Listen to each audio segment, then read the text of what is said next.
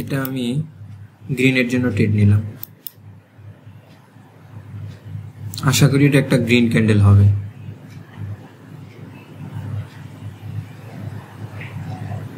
কারণ এখানে একটা গ্যাপ আছে, ঠিক আছে, আমাদের মার্কেটের টার্গেট পয়েন্ট এই জায়গায়, ঠিক আছে। এখানে যদিও টাচ করছে তারপরে কিন্তু এখানে একটা গ্যাপ আছে, ঠিক আছে, যার কারণে মার্কেট ট্রাই করবে যে গ্যাপটা ফুলফিল করার জন্য।